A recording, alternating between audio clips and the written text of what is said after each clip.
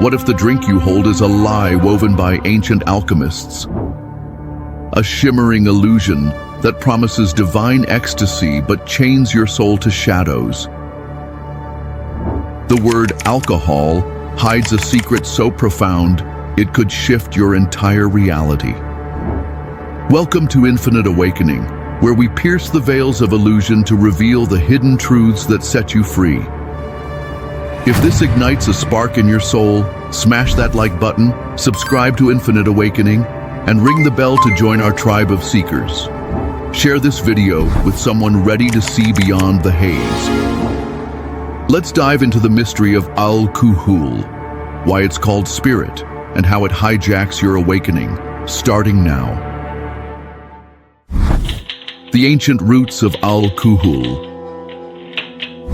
Close your eyes for a moment. Imagine an ancient alchemist hunched over a glowing crucible, chasing the essence of life itself. That essence, that spirit, was called al-cohol in Arabic, a term meaning the refined, the pure, the distilled. In the fires of alchemy, al-cohol was more than a substance. It was a symbol of transformation, the process of burning away the mundane to uncover the divine. It was the soul of a thing, extracted through heat and intention, a metaphor for the soul's journey toward enlightenment. But here's where the story twists.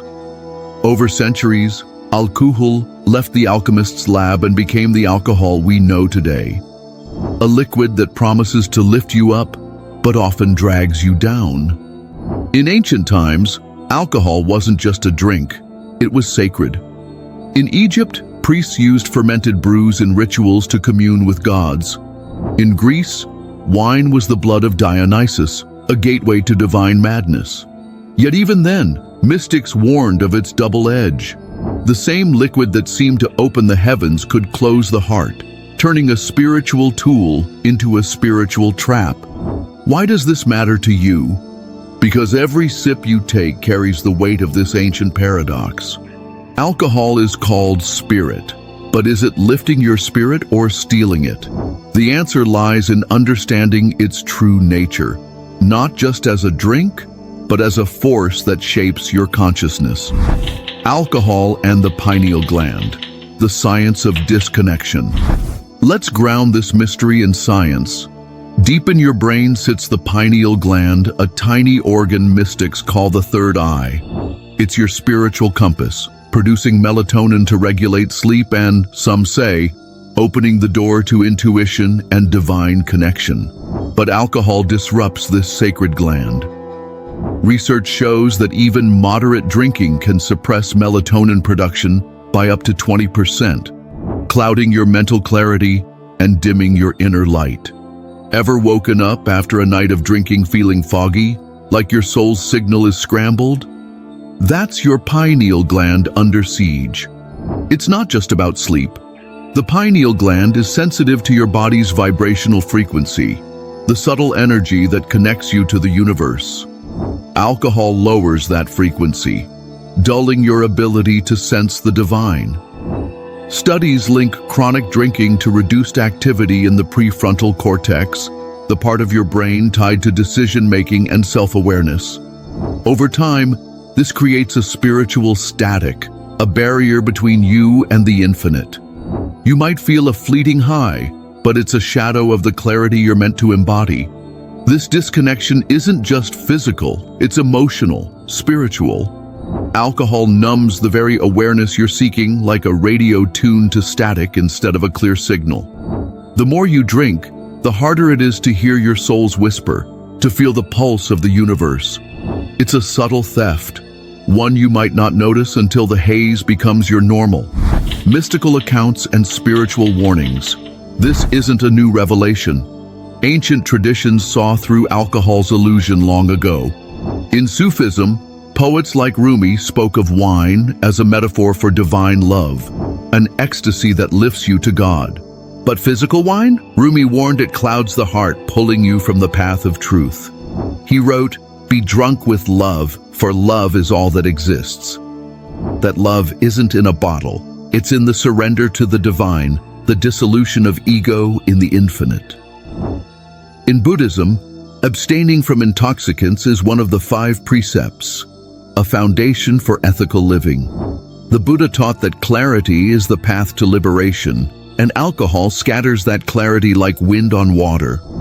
Hindu scriptures like the Manu Smriti call alcohol a thief of dharma, eroding self-discipline and moral purpose. In Gnostic Christianity, worldly wine symbolized attachment to material pleasures, a distraction from the gnosis, spiritual knowledge, that frees the soul. These traditions share a warning. Alcohol mimics divine intoxication but delivers a counterfeit. It's a fleeting escape, not a lasting awakening. The bliss you chase in a glass is a pale imitation of the ecstasy found in meditation, devotion, or surrender to the divine. The mystics knew this. They saw alcohol as a veil, a seductive lie that promises the heavens but anchors you to earth. Ancient warnings and the cycle of samsara. Let's go deeper. In Eastern traditions, alcohol is tied to samsara, the cycle of suffering, birth, and rebirth, driven by attachment and craving. Every time you drink to escape pain or chase pleasure, you're caught in that cycle. The high is temporary, the crash inevitable. Studies show alcohol triggers dopamine spikes, creating a craving loop similar to addiction. You drink, you feel alive, you crash, you drink again. It's a treadmill, not a path to freedom. This cycle mirrors samsara's endless wheel. The desire for alcohol reflects a deeper longing, a yearning to feel whole, to touch the infinite. But alcohol can't fulfill that. It's a material substitute for a spiritual truth. Paramahansa Yogananda, the yogi who wrote Autobiography of a Yogi, warned that alcohol stirs the mind like a stormy pond, making meditation nearly impossible. He said, "Intoxicants veil the inner light that guides the soul to liberation. The real intoxication," he taught, "comes from mastering your senses, not surrendering to them." Osho, the modern mystic, put it bluntly, "Alcohol destroys awareness, and awareness is the key to transformation." He saw drinking as an anesthetic, numbing you to life's pain instead of helping you transcend it. The spiritual path asks you to face the discomfort, to dive into the raw truth of your existence. Alcohol offers an escape, but it's a detour, not a destination. The spiritual cost of the counterfeit. Let's talk about what alcohol really costs you. Physically, it's no secret. Alcohol scars your lungs, stresses your heart, and clouds your mind. Studies show chronic drinking increases anxiety and depression, hijacking your brain's ability to regulate emotions. But the spiritual cost is deeper. Alcohol lowers your vibration, like a weight on your soul. It dulls the sensitivity you need to feel the universe's pulse, to hear your higher self. I knew someone named Amir, a seeker like you. He'd pour a drink every night, thinking it helped him connect to something bigger. But he started noticing a pattern. His meditations felt empty, his dreams faded, his sense of purpose slipped away. One evening, he skipped the drink and sat under the stars instead. For the first time in years, he felt a spark, a clarity that no glass could give. He told me, "I thought alcohol was my guide, but it was my cage." That's the alchemical lie. It promises freedom, but builds walls around your soul. Spiritually, alcohol is a thief. It steals your clarity, your connection, your light. It's not just about one drink. It's about the cycle, the craving, the high, the crash. It's samsara in a glass, keeping you tethered to illusion when you're meant to soar. Breaking free, your path to true awakening. Here's the truth that sets you free. You don't need a drink to touch the divine. Your soul is already wired for ecstasy, for a connection so profound it makes the world's pleasures pale.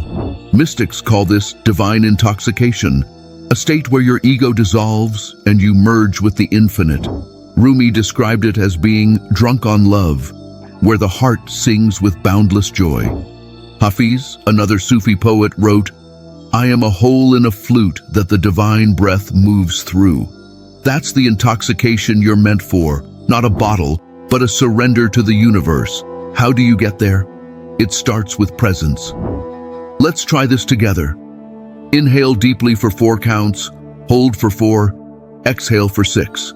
Do it 3 times. Feel that shift? That's your body remembering its own light. Science backs this. Deep breathing lowers cortisol, calms your nervous system, and boosts focus. It's a reset, a way to clear the fog alcohol leaves behind. Meditation is your next ally. Start small, 5 minutes a day, sitting in silence, observing your thoughts without judgment. It's hard at first. Your mind might crave the quick fix of a drink, but over time, you'll feel your inner compass come alive. Studies show long-term meditators have increased gray matter in the prefrontal cortex, strengthening self-control and clarity. This is the opposite of alcohol's dulling effect. It's a fire you build step by step. Movement is another key. Yoga, dance, or a walk in nature can reconnect you to your energy. A simple 10-minute yoga flow boosts serotonin, grounding you without a drop of alcohol. Yogananda taught that self-discipline is the bridge to liberation. Every time you choose a breath over a sip, a meditation over a glass, you're claiming your power. This is your wake-up call. Alcohol's promise of spirit is a mirage, but your true spirit is infinite, unclouded, alive. Every step you take away from the haze is a step toward your awakening. You're not just breaking a habit, you're reclaiming your soul's fire, a light the world needs now more than ever. The alchemical lie of al-cohol is exposed. It's not your spirit, it's your shadow, a veil you can cast aside. Your true spirit cannot be hijacked when you choose clarity over illusion. Share this truth with someone who needs to hear it. Subscribe to Infinite Awakening, hit that bell, and join us as we peel back the illusions, one video at a time. Your soul's calling, answer it. Let's rise together.